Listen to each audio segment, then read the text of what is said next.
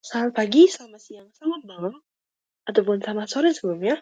Perkenalkan, nama saya Stefani Josephine Samono dengan NIM 182231161. Nah, dalam kesempatan kali ini, saya akan menjelaskan jawaban saya pada final UAS Sistem Multimedia. Nah, mungkin kita lanjut ke next part, yaitu kita membahas soal nomor 1.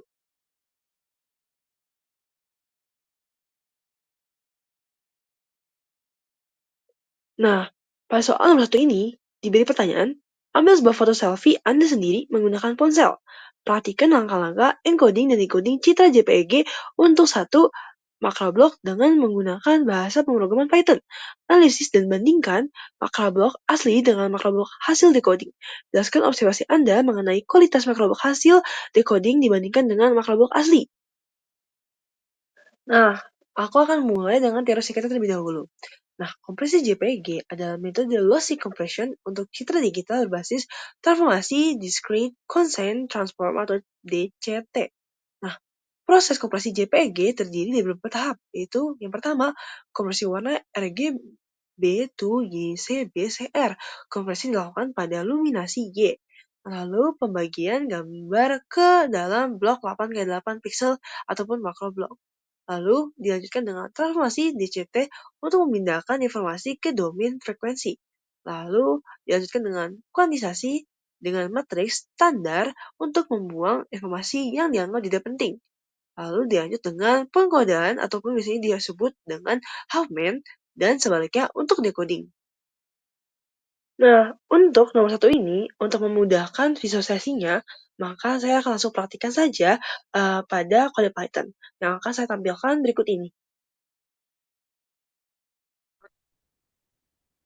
Nah, jadi seperti yang aku bilang sebelumnya, aku akan memvisualisasi datanya dengan menggunakan VS Code. Nah, mungkin sebelum itu aku mulai dulu dengan share screen.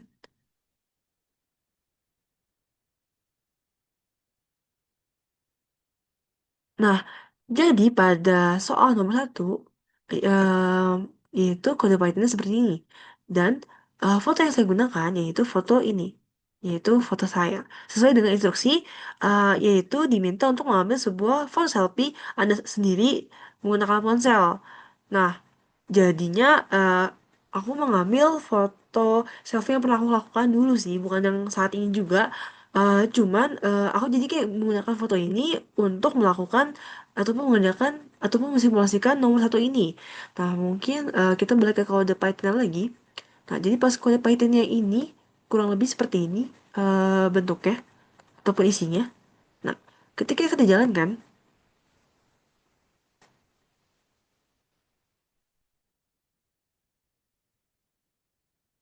nah dia akan muncul seperti ini. Tunggu sebentar. Ya, sedikit menghalangi. Nah, oke. Mungkin aku jelasin dulu per tahap. Yaitu berikut ini adalah hasil dari seluruh proses encoding dan decoding JPG untuk satu makroblok berukuran 8x8 menggunakan Python. Nah, saya akan gunakan gambar saya sendiri yang seperti saya jelaskan di awal sebagai input dan memprosesnya sesuai langkah-langkah JPG, mulai dari transformasi DCT, kuantisasi, decoding, hingga analisis hasilnya. Nah, uh, berikut adalah hasil dari seluruh proses encoding decoding JPG untuk satu makroblok ukuran 8x8 pixel. Nah, yang di sebelah kiri, kolom pertama menunjukkan nilai pixel asli dari kanal Y, yaitu luminasi gambar saya. Ini adalah blok awal sebelum proses kompresi dimulai. Lalu, kolom kedua adalah hasil transformasi DCT. Di sini kita bisa melihat nilai-nilai frekuensi yang mewakili isi makroblok. Nilai besar terkonsentrasi dari kiri atas menunjukkan dominasi frekuensi rendah, sedangkan nilai-nilai kecil ataupun negatif di kanan bawah menunjukkan detail halus. Lalu lanjut ke kolom ketiga adalah hasil kuantisasi. Proses ini membagi setiap koefisien DCT dengan matriks kuantisasi JPG standar, lalu membuatkannya. Nah, hasilnya banyak nilai nol muncul, terutama di era frekuensi tinggi. Ini menunjukkan bagaimana JPG mengurangi informasi untuk efisiensi penyimpanan. Dilanjut dengan kolom keempat menunjukkan hasil rekonstruksi setelah dilakukan dekuantisasi dan inversi DCT. Kita bisa lihat bahwa nilai-nilainya sangat mirip dengan blok asli, meskipun tidak identik kualitasnya. Rekonstruksi ini dievaluasi menggunakan PSNR yang dalam simulasi ini adalah 40,19 dB yang berarti kualitasnya sangat baik. Lalu dilanjut dengan kolom terakhir adalah visualisasi error, yaitu selisih antara nilai asli dan hasil decoding. Warna tinggi dari aslinya dan biru menunjukkan nilai yang lebih rendah. Kita bisa lihat bahwa perbedaan terjadi di beberapa pixel, terutama di bagian yang mewakili detail halus. Jadi kesimpulannya, meskipun proses DPG ini bersifat lossy, hasilnya akhirnya tetap mempertahankan informasi visual utama dari makroblok dan hanya kehilangan sedikit detail yang tidak signifikan secara visual. Jadi mungkin cukup sih untuk visualisasi dari nomor satu ini. Mungkin kita lanjut ke nomor berikutnya yaitu nomor 2.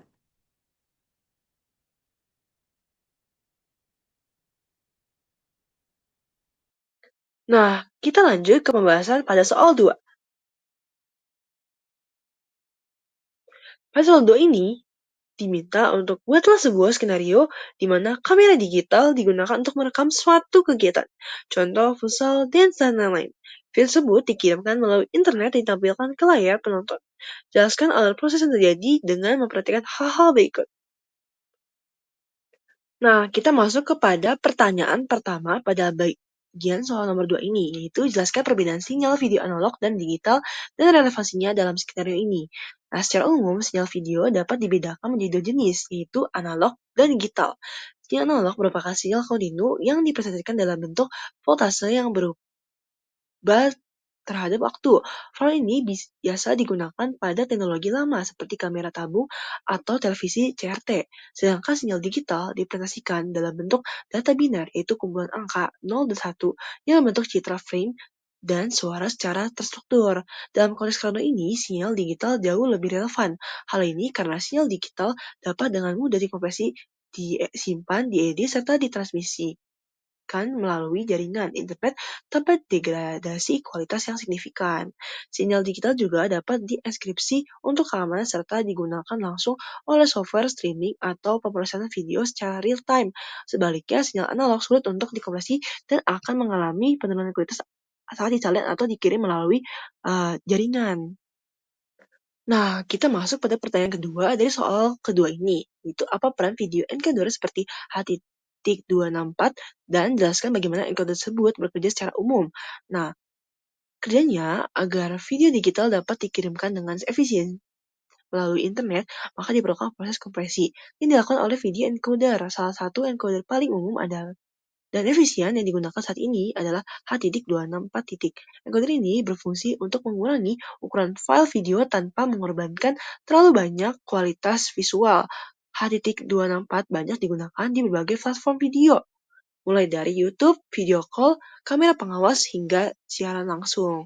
Secara umum, cara kerja encoder H.264 melibatkan beberapa tahap. Pertama, video dipecah menjadi banyak frame, lalu setiap frame dipecah lagi menjadi blok-blok kecil atau yang disebut macroblok.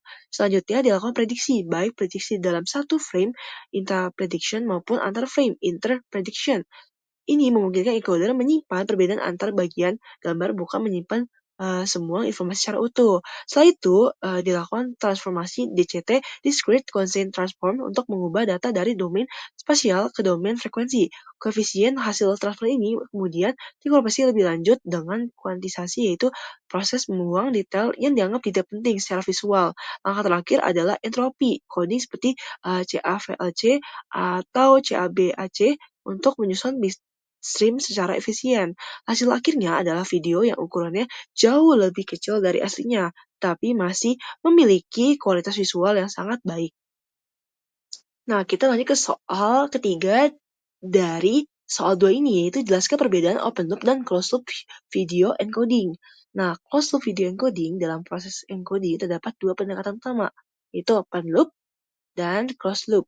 Nah, pada open loop encoding, sistem melakukan prediksi antar frame berdasarkan input video asli, tapi tidak memperhitungkan efek kompresi atau hasil decoding. Ini membuat prosesnya lebih cepat dan sederhana, namun rawan terjadi akumulasi error antar frame. Sementara itu, pada closed loop encoding, proses prediksi antar frame menggunakan hasil rekonstruksi frame sebelumnya, bukan data mentah. Jadi sistem encoder juga meniru cara decoder membaca data. Ini disebut loop karena hasil decoding digunakan kembali untuk prediksi. Nah, closed loop jauh lebih akurat dan stabil karena memperhitungkan kualitas akhir setelah kompresi. Oleh karena itu, standar seperti H.264 menggunakan pendekatan closed loop untuk menjaga kestabilan kualitas dan menghindari error propagasi. Nah, lanjut ke bagian keempat, yaitu jelaskan bagaimana redundansi temporal digunakan untuk kompresi video. Nah, redundansi temporal adalah kesamaan informasi antar frame dalam video yang direkam secara berurutan. Misalnya, dalam pertandingan futsal selama beberapa detik, background seperti garis lapangan atau dinding tetap tidak berubah, hanya pemain dan bola yang bergerak. Daripada menyimpan gambar penuh setiap frame, kompresi video cukup menyimpan pergerakan motion vector dan perbedaan kecil antar frame. Nah, encoder seperti H.264 menggunakan teknik motion estimation dan motion compensation untuk menghitung bagaimana blok pixel berpindah dari satu frame ke frame lain, dengan hanya menyimpan vektor gerak dan residu perbedaannya, maka urutan data video bisa dikurangi secara drastis, tanpa menurunkan kualitas visual secara kasat mata.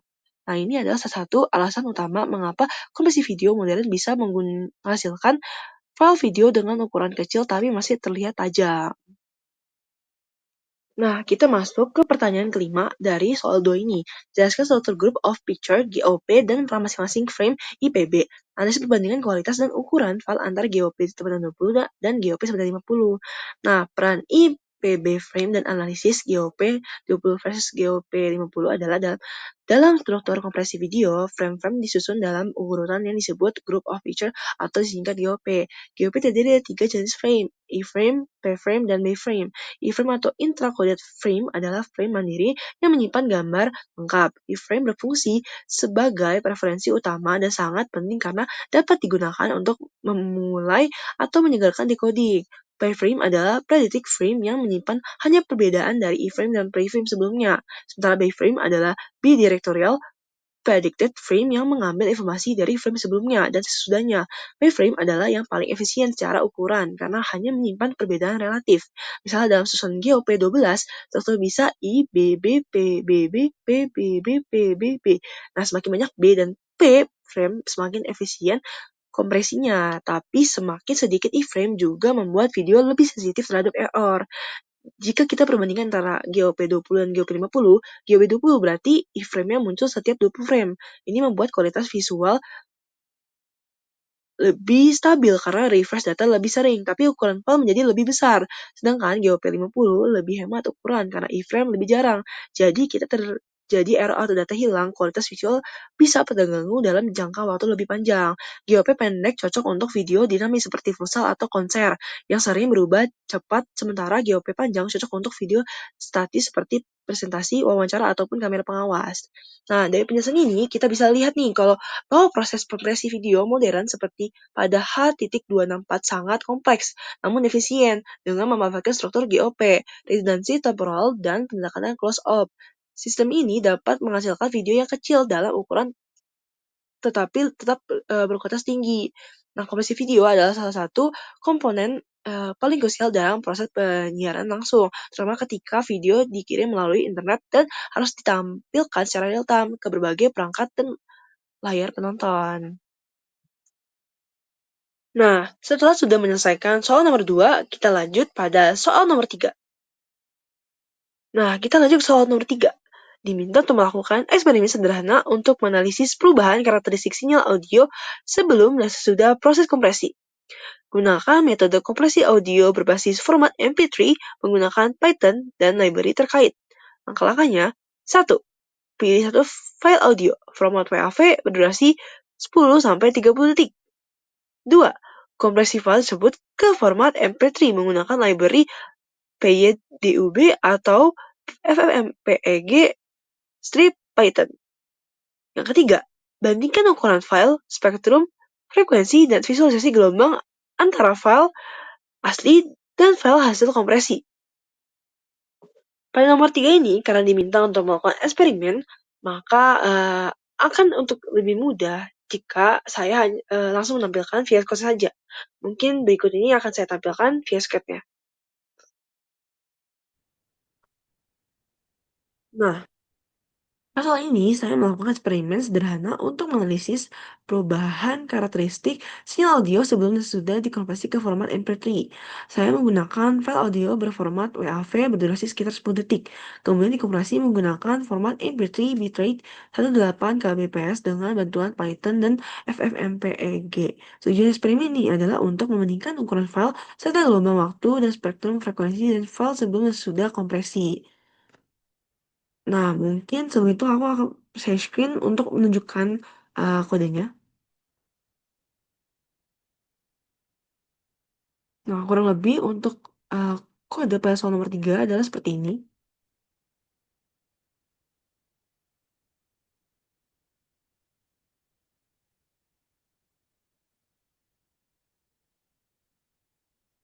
Mungkin aku akan coba simulasinya untuk menjalankan kodenya.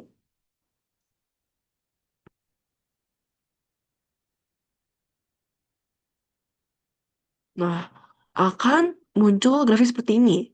Nah, dua grafik di bagian atas memperlihatkan gelombang waktu dari sinyal audio sebelum dan sesudah dikompresi. Yang sebelah kiri adalah sinyal asli dari file WAV, bentuknya terlihat sangat rapat dan bersih karena ini adalah sinyal tanpa kompresi, sehingga mempertahankan detail amplitude secara presisi.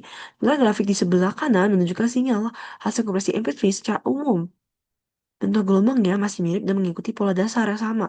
Tapi jika kita perhatikan lebih detail, terdapat sedikit penyederhanaan atau pembulatan pada bagian-bagian kecil dari gelombang. Hal ini wajar karena MP3 menggunakan teknik lossy compression, yaitu membuang sebagian informasi yang dianggap tidak penting secara prosesi pendengaran manusia.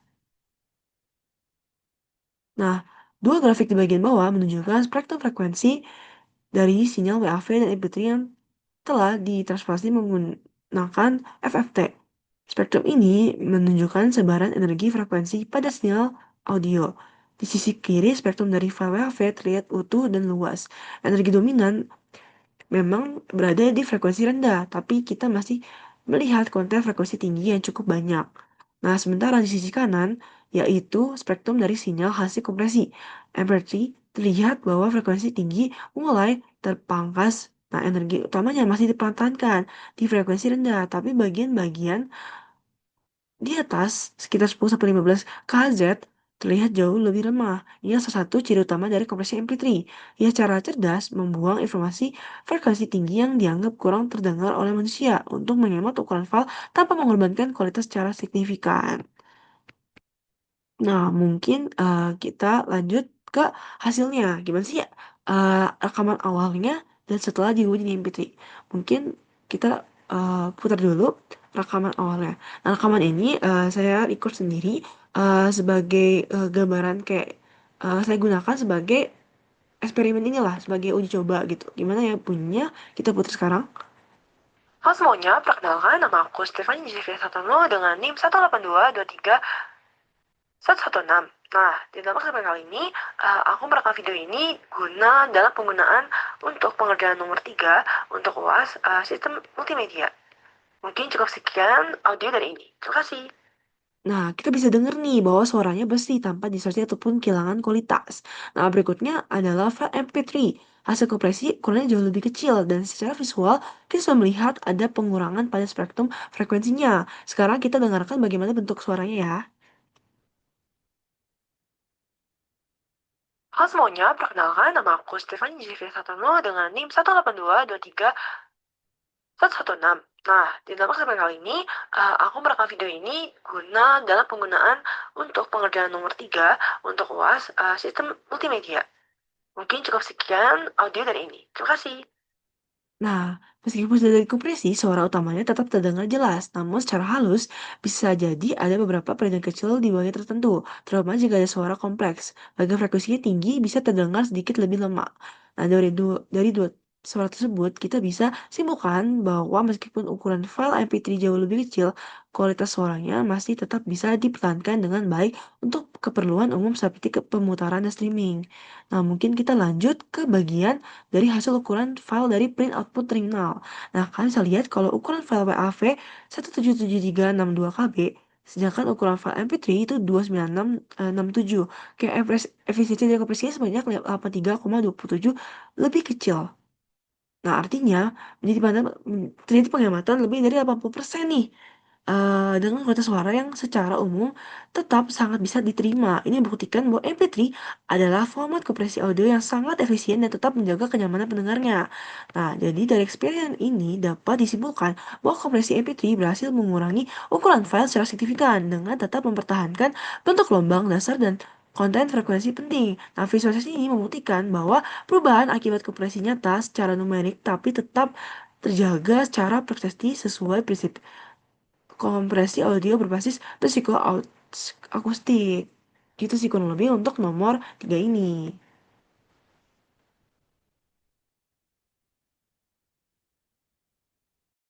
Nah, kita masuk kepada soal pertanyaan terakhir, yaitu soal nomor 4. Pada soal nomor 4 ini, kita diminta untuk mensimulasikan, demonstrasikan, dan jelaskan dengan menggunakan bahasa pemrograman Python, proses embedding, dan detection watermarking sebuah sinyal suara sinusoida 440 Hz yang menggunakan sample rate 48.000 sampel per detik. Teknik watermarking yang digunakan berbasis spread spectrum dengan menggunakan seed, bulan, dan tanggal kelahiran Anda. Bobot weight watermarking yang digunakan silakan variasikan setidaknya menggunakan dua bobot yang berbeda. Nah, termasuk hal ini ditanyakan, yaitu A. Tampilkan grafik sebelum dan sesudah ada watermarking. B. Tampilkan grafik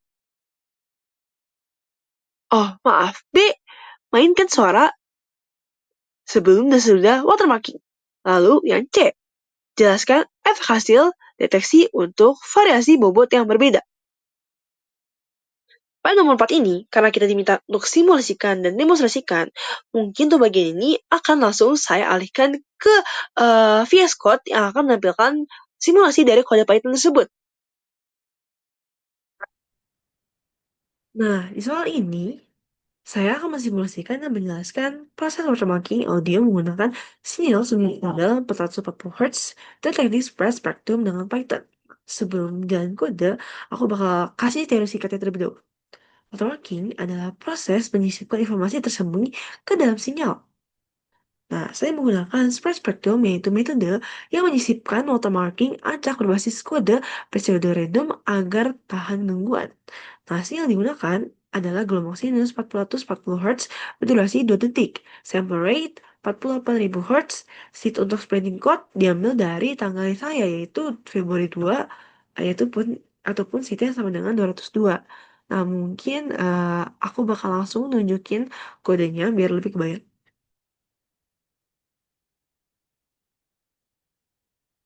Nah, kurang lebih untuk kodenya seperti ini.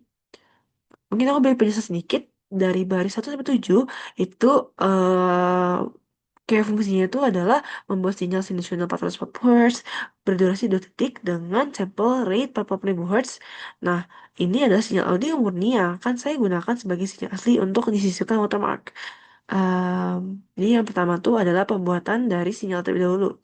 Lalu pada baris 8 sampai 9 itu yaitu yang ini. Berarti kurang lebih gini. Nah, kodenya itu sebagai penyebar ataupun spread kode menggunakan seed 202 sesuai dengan tanggal saya yaitu 2 Februari. Nilai kode ini akan berupa deretan angka +1 dan -1. Mungkin lanjut ke baris mulai dari 13 sampai 14 ataupun 12 dan 13 yaitu penyisipan watermark. Kayak saya menyisipkan watermark dalam sinyal asli menggunakan dua bobot berbeda alfa 0,01. Oh, yaitu pada baris 18 sampai 19, bukan baris uh, 12 sampai 14, tapi yaitu baris 18 sampai 19. Yaitu saya menyisipkan,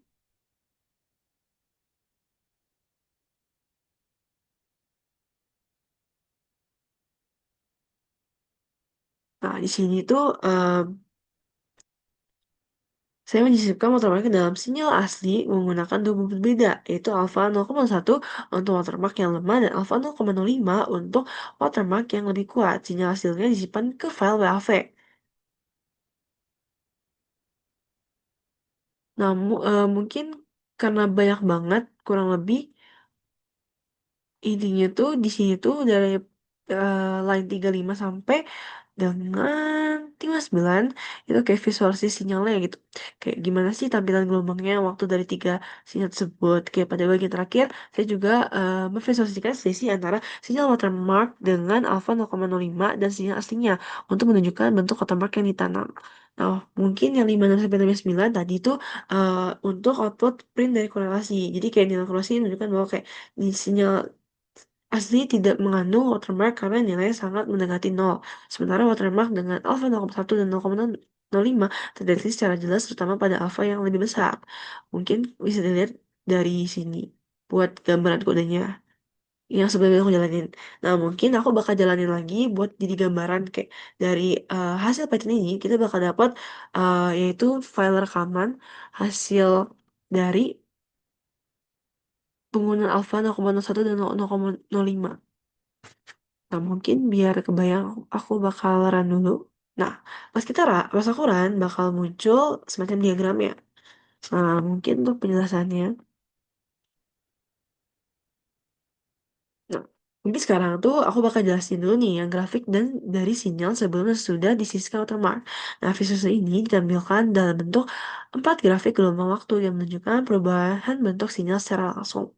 Nah, mungkin aku jelasin dulu nih dari grafik yang pertama. Ada sinyal asli. Ini adalah gelombang sinus murni dengan frekuensi 440 Hz dan amplitude stabil. Mungkin aku akan turunin sedikit. Nah, bentuknya sangat halus, teratur, dan bersih, seperti yang diharapkan dari sinyal sinus. Lanjut ke grafik kedua adalah sinyal setelah disiskan watermark dengan alpha 0,1. Nih, jadi yang 0, kita naikin dulu, bentar. Nah, yang selanjutnya itu yang 0,1. Jadi kalau kita perhatiin tuh bentuk gelombangnya masih terlihat hampir identik dengan yang asli. Hal ini menunjukkan bahwa watermark yang ditanam sangat halus dan tidak mengganggu struktur sinyal utama secara visual. Nah, mungkin kita lanjut ke grafik ketiga. Nah, grafik ketiga adalah sinyal setelah watermarking dengan alpha 0,05. Di sini mulai terlihat sedikit perbedaan pada bentuk gelombang. Meskipun nadanya masih utuh, perubahan ini terjadi karena watermark yang lebih kuat mulai mempengaruhi bentuk sinyal secara nyata. Nah, mungkin dan grafik yang keempat adalah selisih antara sinyal dengan alpha 0,5 dan sinyal asli, yang disebut sebagai noise watermarking. Nah, bentuknya seperti sinyal acak kecil yang tersebar di seluruh waktu ini menunjukkan bahwa informasi watermark benar-benar tertanam dalam sinyal, meskipun tidak merusak sinyal utama secara drastis. Nah, dari keempat grafik ini, kita bisa melihat bahwa watermark bisa disesuaikan dengan tingkat kekuatan yang berbeda. Dan meskipun bobot watermark bertambah, bentuk dasar sinyal tetap dapat dikenali. Mungkin kesimpulannya ini, grafik-grafik ini memperkuat bahwa spread spectrum memungkinkan kita menyisipkan watermark ke dalam sinyal audio tanpa merusak kualitas secara signifikan. Lalu visualisasi ini menjadi bukti pendukung dari suara yang kita dengar dan deteksi numerik yang sudah dilakukan. Mungkin dari grafik ini aja, kita lanjut ke next part, yaitu kita tuh diminta untuk memutar originally sebelum dan sesudahnya. Nah, mungkin di sini udah ada rekamannya. Buat original sendiri, bunyi rekamannya kayak gini.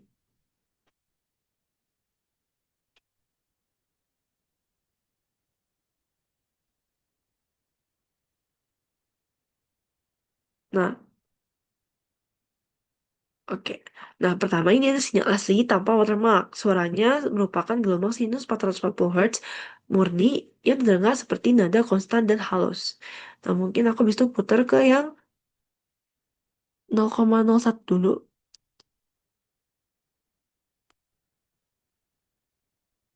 Nah, versi yang sudah saya sisihkan watermark dengan membuat alpha 0,1, nah watermarknya bisa menggunakan teknik spread spectrum. Dan karena bobotnya kecil, watermarknya hampir tidak terdengar oleh telinga manusia. Nah, mungkin kita lanjut ke watermark alpha 0,005 yang alfanya 0,05.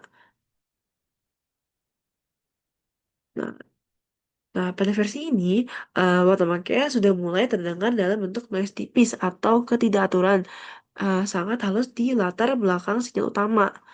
Nah, dari ketiga surat tersebut, kita tuh dapat membandingkan secara langsung bahwa meskipun watermark telah disisipkan, bentuk sinyal dan nadanya tetap dapat dikenali dengan baik. Namun semakin besar nilai alfa, maka watermark semakin jelas terdengarnya.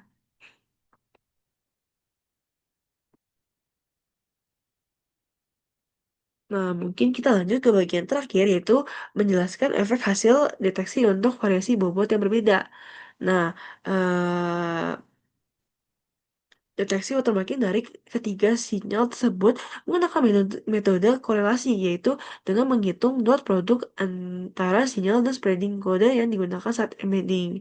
Nah, berikut hasil korelasinya, yaitu untuk sinyal asli tanpa watermark, nilai korelasinya adalah sangat kecil, mendekati nol yang menunjukkan bahwa tidak ada watermark yang tertanam. Nah, untuk sinyal dengan alpha 0,1, dia korelasi naik secara signifikan, walaupun masih kecil, menunjukkan bahwa termak berhasil terdeteksi namun masih samar. Nah, sedangkan untuk sinyal dengan alfa 0,05, nilai korelasinya jauh lebih tinggi, menunjukkan bahwa watermark sangat jelas terdeteksi. Ini membuktikan bahwa semakin besar bobot alfa, maka watermark yang disisipkan. Nah, semakin kuat cara matematis dari nilai korelasi, semakin mudah dideteksi. Namun juga makin mudah terdengar oleh pendengar. Sebaiknya jika kita menggunakan alfa yang sangat kecil, watermark tetap bisa ditanam secara tersembunyi tanpa terdengar, tapi hasil deteksinya juga akan lebih lemah. Ini adalah trade-off klasik dalam sistem watermarking antara ketidaknyamanan, imperceptibility, dan kekuatan deteksi detectability. Nah, dengan demikian, melalui eksperimen ini, saya berhasil menyisipkan dan mendeteksi bahwa watermark audio dengan dua bobot yang berbeda menggunakan spektrum. Nah, saya juga menganalisis hasilnya secara kuantitatif dan memperdengarkan langsung suara asli dan hasil untuk membuktikan bahwa sistem watermarking dapat bekerja efektif dalam kondisi nyata. Nah, mungkin kita udah di akhir penjelasan dari kode Python untuk soal nomor 4.